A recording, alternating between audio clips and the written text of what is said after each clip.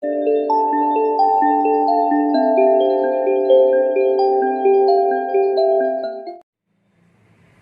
માતરમ. વિદ્યાર્થી મિત્રો, આપણે ગયા લેક્ચરમાં સિમ્પલ મોડેલ ઓક્સિલરીઝ ભણી ગયા છીએ અને હવે આપણે આજે પરફેક્ટ મોડેલ ઓક્સિલરીઝ ની ચર્ચા કરવાની છે. બરાબર? તો અહીંયા પરફેક્ટ મોડેલ ઓક્સિલરીઝ વિશે થોડું સમજીએ. પરફેક્ટ મોડેલ ઓક્સિલરીઝ અહીંયા લખેલું છે condition in the past. Perfect modal auxiliaries જે છે એ કન્ડિશન ઇન ધ પાસ્ટ પણ બતાવે છે. આપણે અગાઉ શોઈંગ કન્ડિશન એના વિશે અભ્યાસ કરી ગયા છીએ. શોઈંગ કન્ડિશન જેમાં ઇફ અને અનલેસ આવતા હતા, જેની અંદર પહેલું ઉપવાક્ય સાદા વર્તમાન કાળનું અને પાછળનું ઉપવાક્ય જે છે એની અંદર સાદો ભવિષ્યકાળ અથવા મોડેલ ઓક્સિલરી મૂકવાનું આપણે તમને સૂચવેલું હતું. મિત્રો, એ ખાલી કન્ડિશન બતાવવા માટે હતું, શોઈંગ અથવા એક્સપ્રેસિંગ કન્ડિશન. અને આ જે છે પરફેક્ટ મોડેલ ઓક્સિલરીઝ એ તમને દર્શાવે છે કન્ડિશન ઇન ધ પાસ્ટ. એક્ઝામમાં જ્યારે પૂછાય ત્યારે બરાબર આપણે કાળજીપૂર્વક એ જોવાનું છે કે મને શોઈંગ કન્ડિશન પૂછાણું છે કે પછી showing condition in the past પૂછાણું છે. બરાબર? જો કન્ડિશન ઇન ધ પાસ્ટ પૂછાયેલું હોય તો આપણે આ પ્રમાણેની વાક્ય રચનાઓ પરફેક્ટ મોડેલ ઓક્સિલરીઝ પ્રમાણે જવાનું થશે. તો ચાલો આપણે પહેલા એનો યુઝ જોઈએ કે પરફેક્ટ મોડેલ ઓક્સિલરીઝ નો ઉપયોગ ક્યાં કરવામાં આવે છે. તો સૌપ્રથમ એનો યુઝ કે કર્તા દ્વારા ભૂતકાળમાં કોઈ ક્રિયા થઈ જવી જોઈતી હતી પરંતુ તેના દ્વારા તે ક્રિયા થઈ ન શકી હોય તો તેવું દર્શાવવા માટે પરફેક્ટ મોડેલ ઓક્સિલરીઝ નો ઉપયોગ થાય છે. કર્તા દ્વારા ભૂતકાળમાં કોઈ ક્રિયા થઈ જવી જોઈતી હતી. કર્તા દ્વારા ભૂતકાળમાં કોઈ ક્રિયા થઈ જવી જોઈતી હતી પણ એના દ્વારા એ ક્રિયા નથી થઈ શકી કોઈને કોઈ કારણોસર, અને એવું જો તમારે વાક્ય બોલવું હોય તો પરફેક્ટ મોડેલ ઓક્સિલરીઝ નો ઉપયોગ કરવો જોઈએ. બરાબર? પરફેક્ટ મોડેલ ઓક્સિલરીઝ ને મેં ટૂંકમાં અહીંયા લખેલું છે PMA, પરફેક્ટ મોડેલ ઓક્સિલરીઝ ને શોર્ટમાં લખેલું છે PMA ને કન્ડિશન ઇન ધ પાસ્ટ પણ કહેવાય છે. બરાબર? આપણે એના વાક્ય રચના જો જોઈએ તો એનું ફોર્મ છે એક્ટિવ વોઇસમાં modal auxiliary plus have plus V3. Modal auxiliary M એ લખ્યો છે એટલે મોડેલ ઓક્સિલરી, જેમાં મોડેલ ઓક્સિલરી હમણાં જ આપણે ભણી ગયા can, could, may, might, should, would વગેરેનો એમાં આપણે ઉપયોગ કરી શકીએ. તો પહેલા મોડેલ ઓક્સિલરી આવશે, પછી હેવ અને પછી આવશે V3. V3 એટલે ક્રિયાપદનું ભૂત કૃદંતનું રૂપ. બરાબર? જો તમારે પેસિવ વોઇસ પ્રમાણેનું વાક્ય હોય તો એમાં તમારે મોડેલ ઓક્સિલરીઝ પ્લસ હેવ પ્લસ બીન અને પછી V3 મૂકવાનું છે. બરાબર? પહેલા મોડેલ ઓક્સિલરી, પછી હેવ પ્લસ બીન અને પછી V3. હવે આપણે પેસિવ વોઇસ ની આજે પ્રથમ વખત જ વાત કરી છે. બરાબર? જ્યારે આપણે જ્યારથી શરૂઆત કરી ત્યારથી લઈને આજ પહેલી વાર આપણે પેસિવ વોઇસ નો ઉલ્લેખ કર્યો છે. તો મિત્રો, આપણે પેસિવ વોઇસ વિશે ખૂબ સારી રીતે ડિટેલમાં અભ્યાસ કરવાનો છે થોડા સમય પછી. બરાબર? હજી આપણા 2-3 ટોપિક બાકી છે, પૂર્ણ થાય એટલે તરત જ આપણે એક્ટિવ પેસિવ વોઇસ ની તરફ જવાના છીએ. બરાબર? પરંતુ અહીંયા આપણે પરફેક્ટ મોડેલ ઓક્સિલરીમાં સાથે સાથે જ પેસિવ વોઇસ આના પૂરતું એક આ જે મુદ્દો છે એના પૂરતું આપણે પેસિવ વોઇસ સાથે સમજી લેશું. બરાબર? તો આમાં તમારે શું ધ્યાન રાખવાનું કે જ્યારે તમારે પેસિવ કરવું હોય ત્યારે model auxiliary plus have plus bin plus V3 તમારે મૂકવાનું છે. બરાબર? તો લેંગ્વેજ આઇટમ્સ આમાં કયા કયા શબ્દોનો સમાવેશ થાય, પરફેક્ટ મોડેલ ઓક્સિલરીઝમાં કયા કયા શબ્દોનો સમાવેશ થાય એને આપણે કહેશું લેંગ્વેજ આઇટમ્સ. તો જેની અંદર if, unless અને had આ ત્રણ શબ્દોથી વાક્યો બની શકે છે. if, અનલેસ અને ત્રીજું છે હેડ. બરાબર. ઉદાહરણ દ્વારા સમજીએ. હમણાં આપણે એનો એક ઉપયોગ જોયો કે કર્તા દ્વારા ભૂતકાળમાં કોઈ ક્રિયા થઈ જવી જોઈતી હતી પરંતુ તેના દ્વારા તે ક્રિયા થઈ શકી નથી તેવું દર્શાવવા માટે પરફેક્ટ મોડેલ ઓક્સિલરી નો ઉપયોગ થાય. તો અહીંયા જો કે જો ઉદાહરણ આપ્યા છે કે જો તમે મને આમંત્રણ આપ્યું હોત, જો તમે મને આમંત્રણ આપ્યું હોત તો હું પાર્ટીમાં આવ્યો હોત. ભૂતકાળમાં તમે જો આ ક્રિયા કરી હોત, મતલબ કે જો તમે મને આમંત્રણ આપ્યું હોત તો હું પાર્ટીમાં આવ્યો હોત. બરાબર. પરંતુ તમે મને આમંત્રણ આપ્યું નહીં. But you did not. બરાબર. તમારા દ્વારા ક્રિયા નથી થઈ. તો એવું જ્યારે આપણે બોલવું છે ત્યારે પરફેક્ટ મોડેલ ઓક્સિલરી પ્રમાણે વાક્યની શરૂઆત પહેલા આપણે if થી કરવાની છે. પહેલા વાક્યમાં આપણે if લખશું if you had invited me I could have come in the party. બરાબર. ધ્યાનથી જોશું કે પહેલા if you had invited me, અહીંયા આપણે had invited લખવાનું છે. had invited નો મતલબ છે કે અહીંયા તમારે પૂર્ણ ભૂતકાળ પ્રમાણેની વાક્ય રચના બનશે. had invited એટલે પૂર્ણ ભૂતકાળ પ્રમાણેની વાક્ય રચના બનશે. ત્યાર પછી અલ્પવિરામ કરવાનો. ત્યાર પછી I could have નો જોઈએ could લખ્યો એટલે modal auxiliary plus have plus come V3 લખેલું છે. ક્રિયાપદ ભૂતપદ come ના ત્રણ રૂપ છે. come, came અને come. come નું મૂળ રૂપ અને ભૂતપૃદન બંને સરખા થાય છે. બરાબર.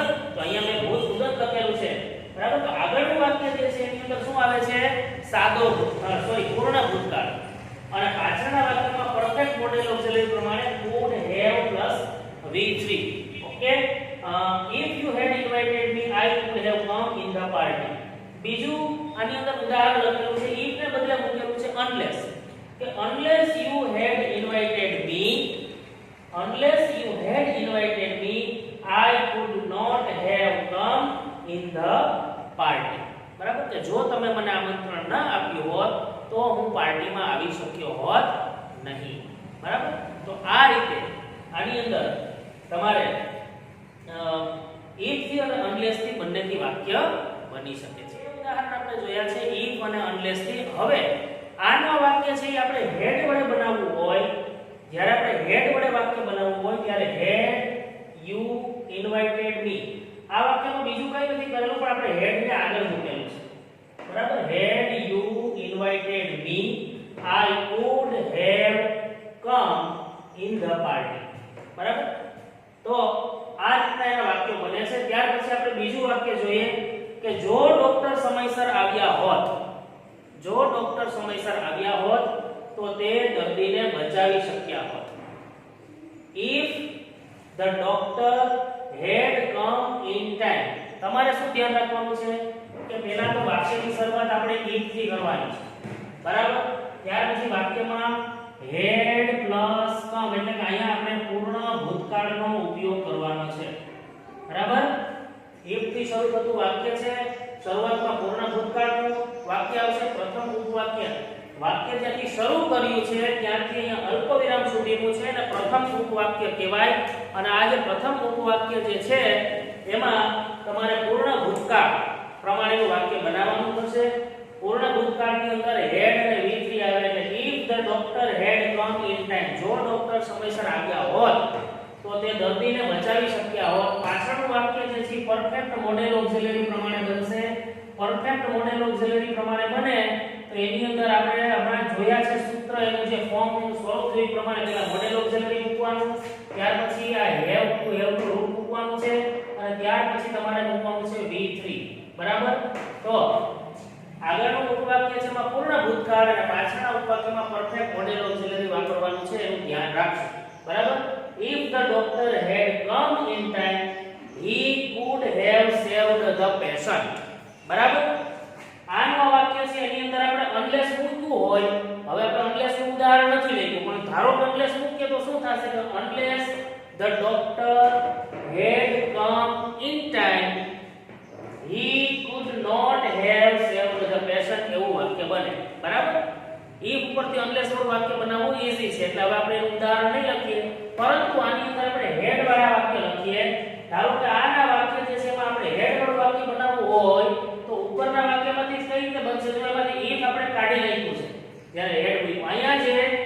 ડોક્ટર હેડ કમ લખેલું છે એમાંથી હેડ જે છે એને આપણે આગળ મૂકેલું છે વાક્યમાં.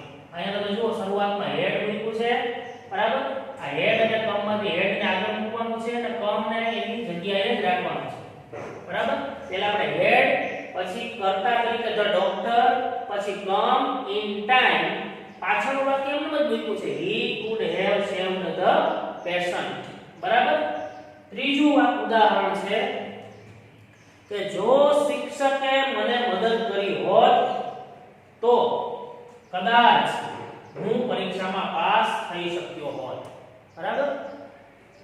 તો જો શિક્ષકે મને મદદ કરી હોત તો આપણે if થી વાક્યની શરૂઆત કરી છે if the teacher had helped, બરાબર? ધ્યાનથી જુઓ, if the teacher had helped, had helped અહીંયા પૂર્ણ ભૂતકાળ મૂક્યો છે. પ્રથમ ઉપવાક્યમાં પૂર્ણ ભૂતકાળ અને પાછળના ઉપવાક્યમાં પરફેક્ટ મોડેલ ઓક્સિલરી નો ઉપયોગ કર્યો છે. I might have passed in the exam. I might have passed in the exam, બરાબર? તો હવે તમને થોડો ખ્યાલ આવી ગયો હશે કે કઈ રીતે આના વાક્યો બને છે. if થી સ્ટાર્ટ કરવાનું, પૂર્ણ ભૂતકાળનું વાક્ય, પ્રથમ ઉપવાક્ય પૂર્ણ ભૂતકાળનું રાખવાનું અને પાછળનું ઉપવાક્ય જે છે એમાં પરફેક્ટ મોડેલ ઓક્સિલરીનો ઉપયોગ કરવાનો છે, બરાબર? આની અંદર તમારે હેડ વાળું વાક્ય જો બનાવવું હોય તો આની અંદર તમે હેડ વાળું વાક્ય કઈ રીતે બનાવી શકશો કે વાક્યમાંથી હેડ ને આગળ લઈ અને તમે લખી નાખો કે had the teacher હેલ્પ્ડ me, I might have passed in the exam. અહીંયા ઉદાહરણ લખેલું નથી પણ તમારે તમારી નોટબુકમાં એ ઉદાહરણ લખી નાખવાનું. આગળ પહેલા હેડ મૂકવાનું છે, હેડ આગળ મૂકશું અને પછી વાક્ય બનાવશું આપણે had the teacher હેલ્પ્ડ me, I might have passed in the exam. અહીંયા વાક્યમાં કદાચ શબ્દ વાપરેલો છે ને એટલે આપણે might નો ઉપયોગ કર્યો છે. તમે બાકીના વાક્યોની અંદર યોગ્ય મોડેલ ઓક્સિલરી પ્રમાણે ટૂંકમાં આપણે બાકી બધી could નો ઉપયોગ કર્યો છે. તો એ તમે તમારી રીતે કયા મોડેલ ઓક્સિલરીનો ઉપયોગ કરવો, could નો કે might નો કે would નો, એ આપણે મોડેલ ઓક્સિલરીના જે ગુણધર્મો છે એના આધારે નક્કી કરવાનું કે મારે આમાં આનો ઉપયોગ કરવાનો છે, બરાબર? ત્યાર પછી ચોથું વાક્ય છે કે જો પુલ બની ગયો હોત. આ ખૂબ મહત્વનું વાક્ય છે કારણ કે આની અંદર આપણે પેસિવ રચના જોઈએ કે જો પુલ બની ગયો હોત તો અમે સમયસર પહોંચી શક્યા હોત, બરાબર? વાક્યની શરૂઆત આપણે if થી કરવી છે if, પછી લખ્યું છે the bridge, ત્યાર પછી અહીંયા કરેલું છે પેસિવ had been built, બરાબર? અહીંયા આપણે પૂર્ણ ભૂતકાળનું પેસિવ કરેલું છે. જો ખાલી પૂર્ણ ભૂતકાળ હોત તો had built લખાત, પરંતુ અહીંયા આપણે પૂર્ણ ભૂતકાળનું પેસિવ કરેલું છે એટલે had પછી been અને પછી built લખેલું છે. પૂર્ણ ભૂતકાળના પેસિવમાં તમારે had been built લખવાનું થશે, બરાબર? had been v3, બરાબર? હવે આપણને કેમ ખબર પડે કે આ વાક્ય એક્ટિવ છે કે પેસિવ, બરાબર? તો એના માટે તમને થોડી માહિતી આપી દઉં કે જ્યારે આપણે વાક્ય લખીએ ત્યારે આપણે જોવાનું કે અહીંયા જે ક્રિયા થઈ છે built એટલે બાંધવું, બરાબર? તો આ બાંધવાની જે ક્રિયા છે એ આગળનો કર્તા છે એના દ્વારા થઈ છે કે એના દ્વારા નથી થઈ. જો આગળના કર્તા દ્વારા એ ક્રિયા થઈ હોય તો એક્ટિવ, એના દ્વારા એ ક્રિયા ન થઈ હોય તો પેસિવ. મતલબ કે અહીંયા built એટલે બાંધવું, તો પુલ બાંધવાની ક્રિયા જે છે એ કોના દ્વારા થઈ હશે? પુલ દ્વારા થઈ હશે. બ્રિજ એટલે તો પુલ, તો શું પુલ દ્વારા જ બ્રિજ બાંધવાની ક્રિયા થઈ ગઈ હશે? નથી થતી, બરાબર? તો અહીંયા જે છે આગળનો કર્તા એ આ ક્રિયા પોતે નથી કરતો, મતલબ કે બાંધવાની ક્રિયા જે છે આ બાંધકામની ક્રિયા પુલ પોતે નથી કરતો. એ તો બીજા લોકો, કારીગરો જે છે અથવા એન્જિનિયરો જે છે એમની દેખરેખ હેઠળ આખો પુલ તૈયાર થતો, બરાબર? તો એનો મતલબ એવો થયો કે આગળનો કર્તા જે છે એ આ ક્રિયા પોતે કરતો નથી. જો આગળનો કર્તા જે છે એ એના પછીની ક્રિયા પોતે કરતો હોય તો એક્ટિવ અને પોતે ના કરતો હોય તો પેસિવ. એટલે અહીંયા વાક્ય પેસિવ બની ગયું છે. if the bridge had been built we could have reached in time. પાછળનું વાક્ય જે છે એની અંદર આપણે પરફેક્ટ મોડેલ ઓક્સિલરી પ્રમાણે could have અને v3 મૂકેલું છે. આ જ વાક્યની અંદર આપણે હેડ વડે જો વાક્ય બનાવીએ તો વાક્યમાં હેડ જે છે ને આપણે આગળ મૂકશું had the bridge been built,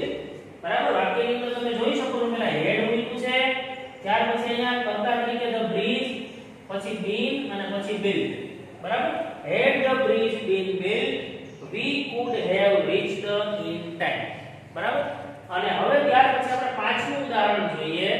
પાંચમા ઉદાહરણની અંદર આપણે અત્યારે ચોથા ઉદાહરણમાં શું જોયું તો કે ભાઈ પૂર્ણ ભૂતકાળનું પેસિવ વાક્ય આવ્યું. અહીંયા હવે આપણે પરફેક્ટ મોડેલ ઓક્સિલરીના પેસિવ તરફ જોઈએ કે જો ટિકિટ બુક કરાવી લીધી હોત તો આપણે ધ લાયન કિંગ જોઈ શક્યા હોત. જો ટિકિટ બુક કરાવી લીધી હોત તો આપણે ધ લાયન કિંગ જોઈ શક્યા હોત. if the tickets had been booked. if થી વાક્યની શરૂઆત કરી છે, આગળ કરતા તરીકે the tickets લખેલું છે, અહીંયા had been અને booked આપણે લખેલું છે had been booked. તો એટલા માટે લખેલું છે કારણ કે ટિકિટ જે બુક કરવાનું કામ છે આગળનો કરતા છે અહીંયા ટિકિટ્સ. તો ટિકિટ્સ પોતે જ ટિકિટ બુક કરવાનું કામ કરતા નથી. ટૂંકમાં આગળનો કરતા જે છે એના દ્વારા બુકિંગનું કામ એના દ્વારા નથી કરતા. એ તો કોઈ વ્યક્તિ દ્વારા ટિકિટ બુક થયેલી હોય. એનો મતલબ એમ કે આગળનો કરતા જે છે નિષ્ક્રિય છે, પેસિવ છે, એટલા માટે અહીંયા પેસિવ વોઇસ પ્રમાણેનું વાક્ય બનશે અને had been અને booked લખવાનું થશે. બરાબર? આ વાક્યની અંદર આખું વાક્ય જોઈએ તો if the tickets had been booked we could have watched the Lion King. બરાબર? અને ત્યાર પછી આ જ વાક્યને આપણે હેડ થી બનાવેલું છે. વાક્યમાં હેડ ને આગળ લખેલું છે. પહેલા લખ્યું છે હેડ, પછી લખ્યું છે the tickets, પછી લખ્યું છે been booked we could have watched the Lion King. બરાબર? અને હવે ત્યાર પછીનું છઠ્ઠું વાક્ય જે છે એમાં જોઈએ તો છઠ્ઠા વાક્યમાં લખ્યું છે કે જો ફાયર બ્રિગેડ સમયસર આવી ગઈ હોત તો ઘણા વિદ્યાર્થીઓને બચાવી શકાયા હોત. બરાબર? આની અંદર આપણે વાક્યની શરૂઆત if થી કરેલી છે. if the fire brigade had come in time. in time એટલે સમયસર. if the fire brigade had come in time many students could have been saved. તો અહીંયા તમે જોઈ શકો છો કે પાછળના ઉપવાક્યમાં પેસિવ કરેલું છે, આગળનું ઉપવાક્ય એમ ન રાખ્યું છે. The fire brigade had come. if the fire brigade had come in time. જો fire brigade સમયસર આવી ગયું હોત તો many students could have been saved. અહીંયા પરફેક્ટ મોડેલ ઓક્સિલરી નું પેસિવ કરેલું છે આ વાક્યમાં, પાછળના વાક્યમાં. શું કામ? કારણ કે અહીંયા તમે જોઈ શકો છો કે ક્રિયા કઈ થઈ છે could have been saved. save એટલે બચાવ, બચાવવાની ક્રિયા થઈ છે. બરાબર? હવે બચાવવાની ક્રિયા જે છે આગળ કરતા તરીકે શું લખેલું છે many students, ઘણા બધા વિદ્યાર્થીઓ. બરાબર? તો બચાવવાની ક્રિયા છે વિદ્યાર્થીઓ દ્વારા નથી થઈ, ફાયર બ્રિગેડ દ્વારા એ ક્રિયા થઈ શકી હોત જો એ સમયસર આવ્યા હોત તો. બરાબર? મતલબ કે બચાવવાની ક્રિયા જે છે વિદ્યાર્થીઓ દ્વારા નથી થઈ, મતલબ કે અહીંયા ખાલી જગ્યાની આગળનો જે કર્તા છે એ કર્તા નિષ્ક્રિય છે, પેસિવ છે, એના દ્વારા એ ક્રિયા નથી થતી. બરાબર? એટલા માટે અહીંયા વાક્ય પેસિવ વોઇસનું બને છે પાછળ. બરાબર? આમાં બીજા વાક્યમાં તમે હેડ ને આગળ મૂકશો અને પછી વાક્ય બનાવજો. તો હેડ ને જ્યારે આપણે આગળ મૂક્યા આ વાક્યની અંદર તો વાક્ય બની જશે had the fire brigade come in time many students could have been saved. બરાબર? ખાલી આમાં હેડ ને આપણે આગળ મૂકેલું છે અને કમ ને અહીંયા રાખ્યું છે, વચ્ચે કરતા મૂકી દીધું છે had the fire brigade come in time many students could have been saved. અને સાતમું વાક્ય કે જો તમે મને કહ્યું હોત તો તમારી કાર ધોવાઈ ગઈ હોત. બરાબર? જો તમે મને કહ્યું હોત if you had told me. જો તમે મને કહ્યું હોત. આગળનું વાક્ય પૂર્ણ ભૂતકાળમાં, પાછળનું પરફેક્ટ મોડેલ ઓક્સિલરીમાં લખવાનું છે. બરાબર? if you had told me. જો તમે મને કહ્યું હોત તો your car could have been washed. મિત્રો અહીંયા તમે બરાબર ધ્યાનથી જુઓ કે અહીંયા ક્રિયા કઈ થાય છે વોશ કરવાની. વોશ કરવું એટલે ધોવાની ક્રિયા. બરાબર? તો આ વોશ કરવાની ક્રિયા જે છે આગળ કરતા તરીકે કોણ આવે છે your car. તો ભાઈ વોશ કરવાની ક્રિયા છે કાર પોતે વોશ કરી નાખે છે નહીં. મતલબ કે આગળનો જે કરતા છે એ આપેલી ક્રિયા પોતે નથી કરતો, હવે મેં તમને આટલી બધી વખત સમજાવી તો તમારી વાત સમજી જવાની છે બરાબર સારી રીતે કે ભાઈ એક્ટિવ કોને કહેવાય પેસિવ કોને કહેવાય. એક્ટિવ અને પેસિવ જે છે ભલે એની વ્યાખ્યાઓ છે પરંતુ આપણે સિમ્પલ શું સમજવાનું કે ભાઈ જે કરતા હોય એના પછી જે ક્રિયા આવી હોય ક્રિયા કરતા પોતે કરતો હોય તો એક્ટિવ હોય છે. એ ક્રિયા કરતા ન કરી શકતો હોય તો પેસિવ હોય છે. આપણે એટલું સાદું યાદ રાખવાનું બરાબર. અહીંયા છે વોશ કરવાની ક્રિયા, આગળ કરતા તરીકે છે કાર, તો કાર પોતે કઈ વોશ ના કરે એટલે કે પેસિવ હોય છે બરાબર. આની અંદર પણ મેં તમને કીધું હતું સેવ એટલે બચાવ, તો વિદ્યાર્થીઓ પોતે કઈ બચાવવાની ક્રિયા નથી કરવાના બરાબર એટલે પેસિવ હોય છે બરાબર. તો આ વાક્યની અંદર if you had told me your car could have been washed અને એની અંદર had ને આગળ લખી અને વાક્ય બનાવેલું છે કે had you told me your car could have been washed બરાબર. તો મિત્રો અહીંયા પરફેક્ટ મોડેલ ઓક્સિલરી જે છે એની અંદર તમારે આટલી બધી મુદ્દાઓની આપણે ચર્ચા કરી. એક વખત ફરીથી ઝડપથી હું કહી દઉં છું કે પરફેક્ટ મોડેલ ઓક્સિલરી એટલે કે કન્ડિશન ઇન ધ પાસ્ટ, ભૂતકાળની કોઈ શરત બતાવે છે કન્ડિશન ઇન ધ પાસ્ટ બરાબર. ખાલી કન્ડિશન બતાવી હોય તો ઇફ અનલેસ, પણ સોઈ કન્ડિશન ઇન ધ પાસ્ટ બતાવી હોય તો પરફેક્ટ મોડેલ ઓક્સિલરીનો ઉપયોગ થાય. કર્તા દ્વારા ભૂતકાળમાં કોઈ ક્રિયા થઈ જવી જોઈતી હતી પરંતુ તેના દ્વારા તે ક્રિયા થઈ ન શકી હોય તો તે દર્શાવવા માટે પરફેક્ટ મોડેલ ઓક્સિલરીનો ઉપયોગ થાય. ટૂંકમાં એને પીએમ એ આપણે કહીએ કે જે કન્ડિશન ઇન ધ પાસ્ટ પણ બતાવે છે. એની અંદર એક્ટિવ વોઇસ ની અંદર model auxiliary plus have plus V3, passive voice ની અંદર model auxiliary plus have plus bin plus V3 બરાબર. તમે એની અંદર એવું પણ કહી શકો કે એમાં if વાળું વાક્ય, if અથવા unless શરૂ થતું જે વાક્ય છે એ પહેલું વાક્ય પૂર્ણ ભૂતકાળમાં આવશે, પાછળનું વાક્ય પરફેક્ટ મોડેલ ઓક્સિલરી પ્રમાણે આવશે બરાબર. એના ઉદાહરણ આપણે જોયા બરાબર કે જો તમે મને આમંત્રણ આપ્યું હોત તો હું પાર્ટીમાં આવ્યો હોત. if you had invited me, if you had invited me, અહીંયા પણ તમે જોઈ શકો છો કે પહેલું વાક્ય મેં પૂર્ણ ભૂતકાળમાં લખેલું છે. if you had invited me I could have come.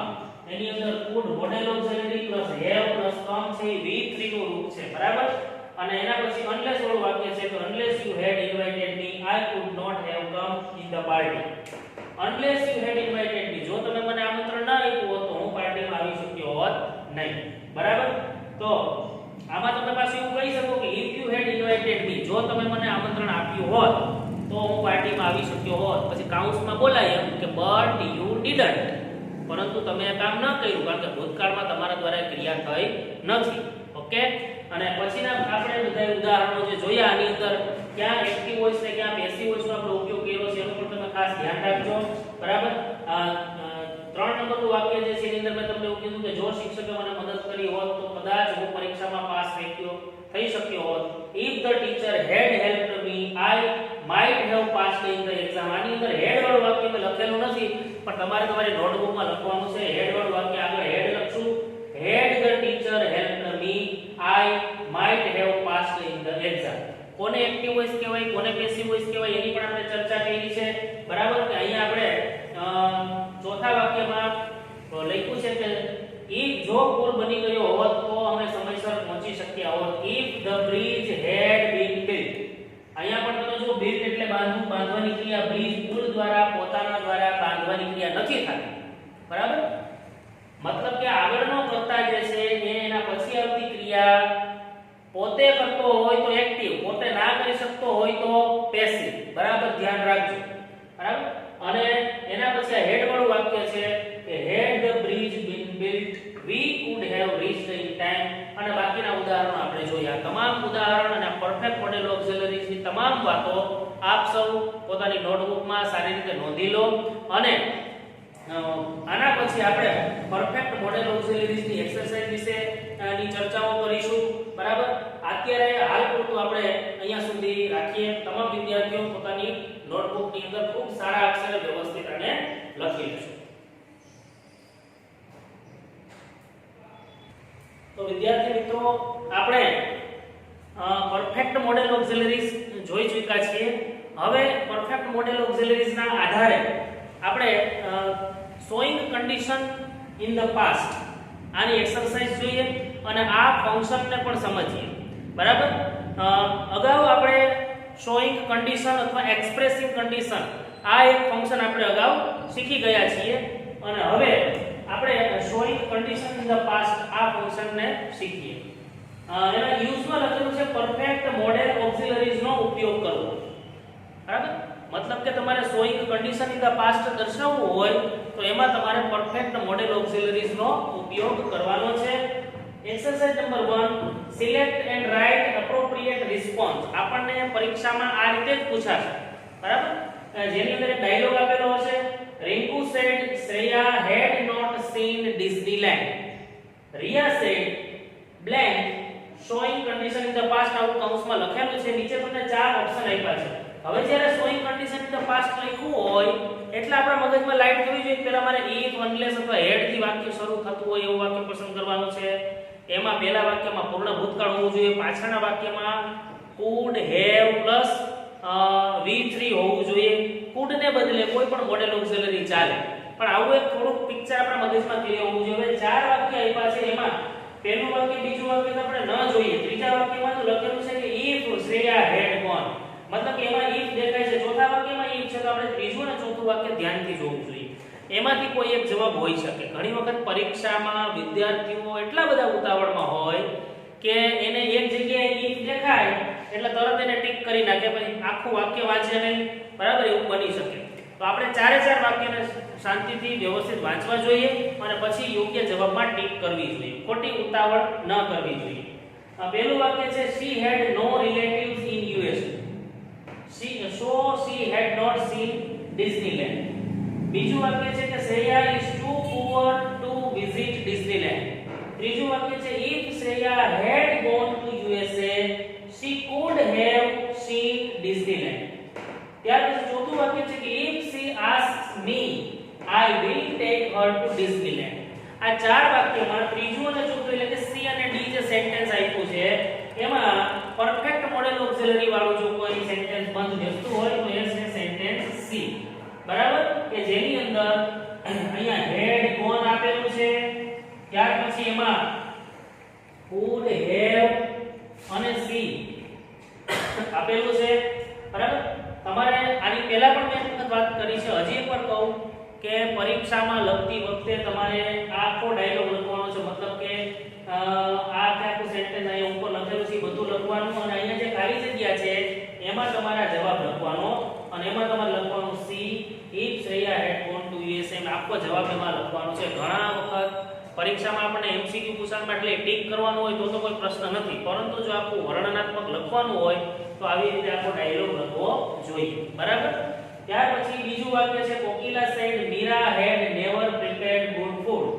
તો Ramila said blank showing condition in the past. અહીંયા આપણી પાસે ચાર વાક્યો છે. she did not like to cook.